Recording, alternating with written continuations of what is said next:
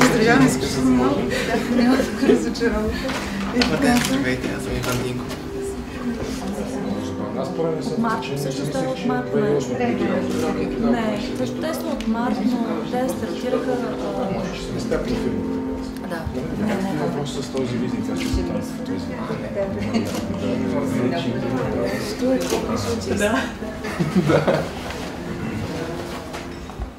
Не така случайно. Ами не хората, които са потвърдили. Добре дошла. Чакай, ти дам една турбичка. Тук е реклама. Да, разбира се. Добър ден, Чомай. Добър ден. Nice to meet you. Здравейте.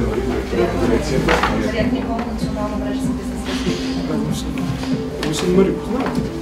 Добър ден, Чомай. Благодаря ви. Мерси. Благодаря, аз съм в Министерството на икономика.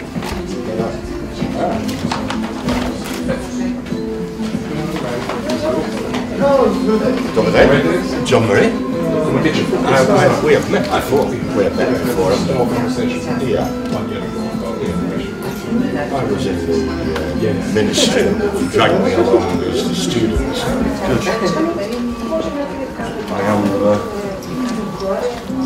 I am hot. They've come up with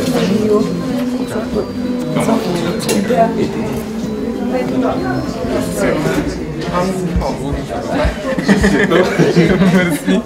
Чакайте да ви дам по една турбичка.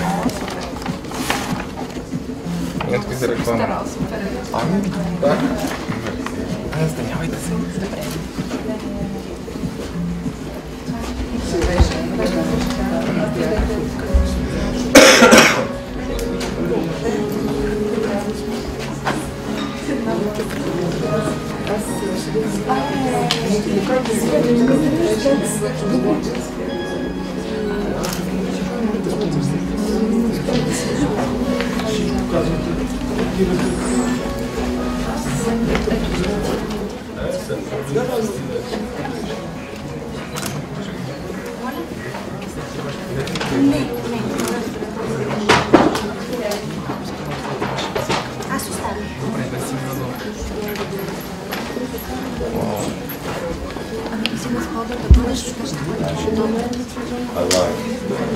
I like this. Да си вземете турбичка.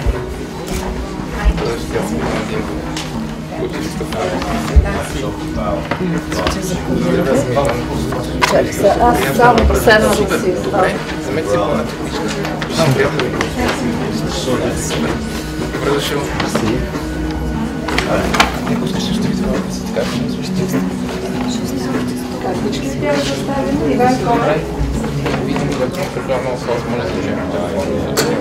Аз имах няколко въпроса, свързани най-вече с по-старистата и няколко се опитвах да Аз съм сигурен, че вашата колежка ми даде същото. Аз правих тестове и нямах никакъв проблем, не знам. Честно говоря, почтата ми според мен работи много проверявам добра тестове. може ли при нас да е проблема, но колежка всички останали.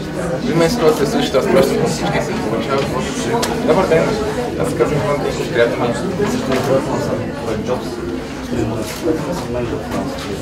Точно вас го чакахме, казахме, че можете да довезете.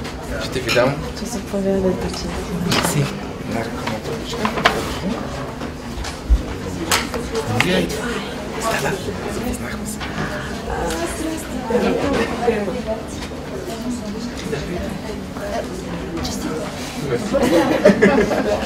Оставаш ли?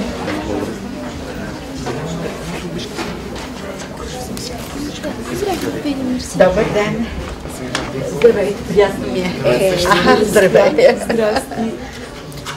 За да не преча тук.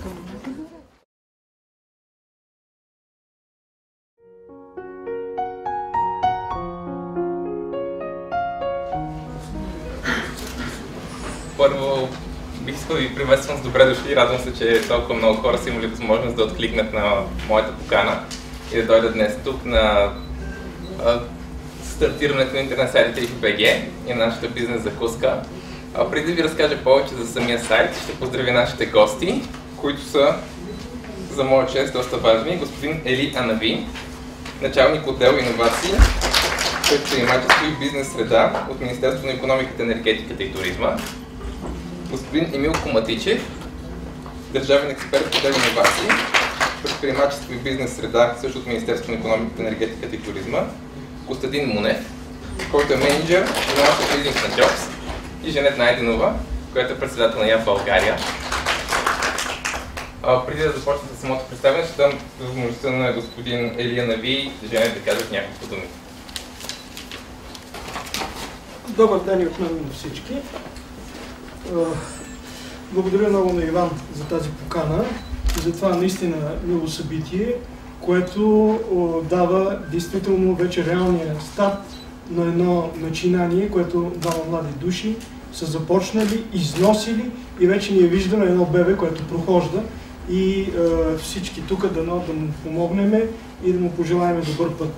Но преди това искам да кажа една друга наша идея, която също носиме в себе си, може би вече 2 години. Това е проекта Техностарт, който първоначално се роди в нашите глави и беше насочен към всички български студенти, към всички завършили през 2008 година, с едно скромно финансиране, но с идеята младите хора да започнат да мислят за своя бизнес, за своето бъдеще, да започнат сами да излезат на пазара, да реализират своите идеи. Опитахме се да го направим по съвършено демократичен начин, поканихме известни хора, професори, учени, които да се срещнат с тези млади хора и да изберат най-добрите проекти, най-добрите бизнес идеи. За нас Иван е един от победителите, който получи този скромен грант, тази подкрепа от държавата, но за нас също така са важни и тези студенти тогава, които не получиха това държавно финансиране, но които вярваме, че са запалени от идеята за собствен бизнес и ще продължат напред. Четах току-що тази хронология, която Иван ни е представил. Виждам с каква емоция, с каква страст, с колко любов започва той своето начинание и това са предпоставките за успеха. Необходими, но не и достатъчни. Конкуренцията е остра. Ще успеят само най-добрите и от сърце желая това на Иван и се надявам всички да му пожелаем добър път. Благодаря ви.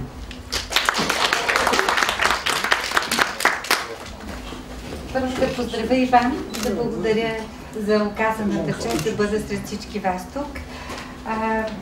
Много интересна историята на запознанството ми с Иван, затова бих искала да го споделя. Този факт запознахме се на 7 април тази година, естествено през интернет преди това, а на 7 април имахме обучение в областта на интернет маркетинга. Иван беше един от първите, които се записа за това обучение, сам финансира обучението си. След тази наша среща ние продължихме контактите си помежду си с така много общуване, една много приятна комуникация с тези млади енергични хора, които стоят за този проект. Един ден Иван каза: Женет, имаме нужда от малко консултантска помощ в областта на интернет маркетинга, за изготвяне на сайта, за подготовка на маркетинг плана. Нямаме много големи финансови възможности, но нашите интелектуални възможности и желания са огромни, което за мен беше достатъчно. Като погледнем какви са цифрите за българския пазар, над 3 милиона и 50 хиляди души са в интернет. От тях, да кажем, между 20 и 29 годишна възраст съставляват 29% от всички интернет потребители. Това са младите хора, които не много пътуват.